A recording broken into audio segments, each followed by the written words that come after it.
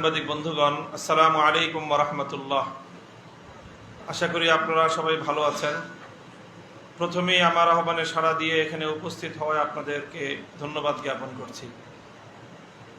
বেশ কিছুদিন ধরে কিছু ভুল তথ্যের ভিত্তিতে আমার বিভিন্ন প্রোগ্রামে বাধা দেওয়া হচ্ছে। সরকার দলীয় কিছু সংগঠন আমার বিরুদ্ধে আন্দোলন করছে। সেই সাথে বিভিন্ন সংবাদ ও যোগাযোগ মাধ্যমে আমার নামে বিভ্রান্তিকর কিছু তথ্য প্রচার হচ্ছে। এহেন পরিস্থিতিতে জাতির সামনে আমার রাজনৈতিক ও আদর্শিক অবস্থান সহ নিজের বক্তব্য তুলে ধরাকে জরুরি মনে করছি। সেই লক্ষ্যেই আজকে আপনাদেরকে আহ্বান করেছি। প্রিয় সাংবাদিক ভাইয়েরা, আপনারা আমার পারিবারিক পরিচয় সম্পর্কে অবগত আছেন।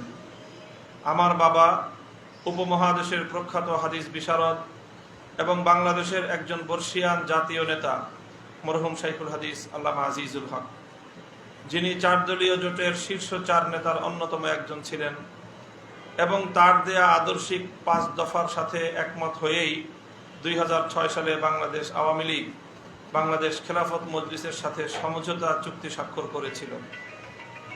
তিনি ধর্মীয় ও রাজনৈতিক যুগপৎ একটি ঐতিহাসিক ধারার প্রতিনিধিত্ব করে গেছেন, যা উপমহাদেশে দেওবন্দি ধারা হিসেবে সুপরিচিত।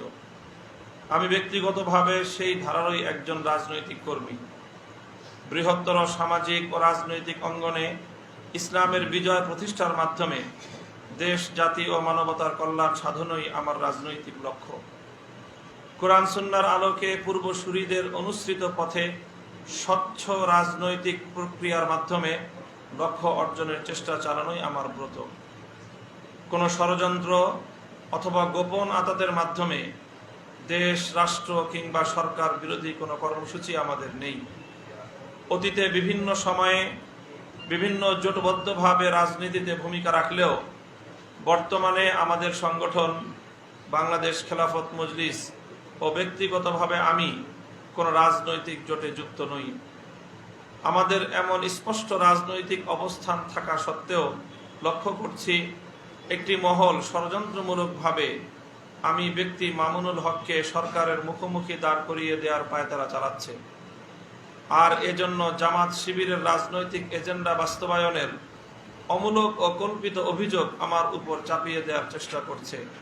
আমি এই ষড়যন্ত্রের তীব্র নিন্দা জ্ঞাপন করছি।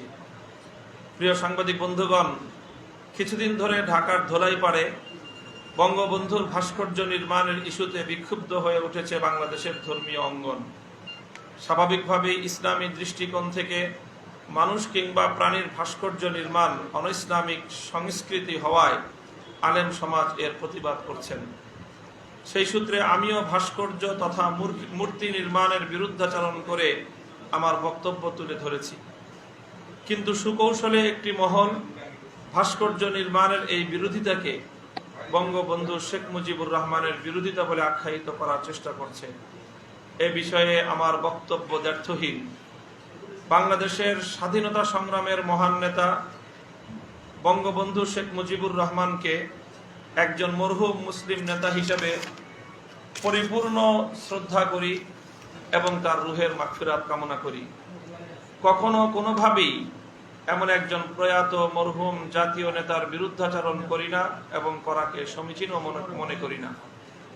আবারও স্পষ্ট করে বলছি, আমাদের বক্তব্য ভাস্কর্যের বিরুদ্ধে, কোনোভাবেই বঙ্গবন্ধুর বিরুদ্ধে নয়। আমাদের বক্তব্য ভাস্কর্যের বিরুদ্ধে, কোনোভাবেই বঙ্গবন্ধুর বিরুদ্ধে নয়।